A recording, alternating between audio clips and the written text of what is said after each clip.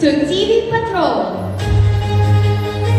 Produced by ABS-CBN News, TV Patrol is the flagship national newscast of the network in the longest-running Filipino language evening newscast.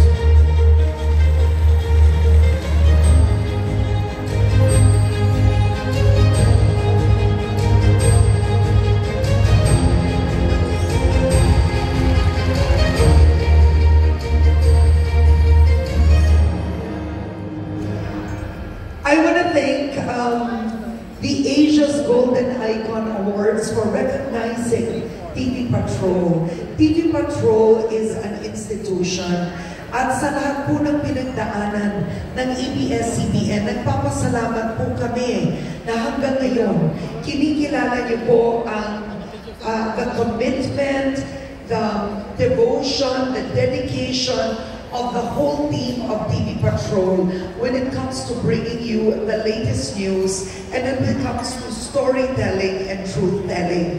Makakaasa po kayo na ipagpapatuloy namin, pagbubutihin pa po namin ang aming trabaho.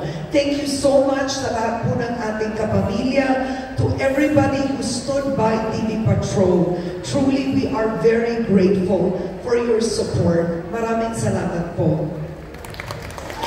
Congratulations once again to our awardee, TV Patrol.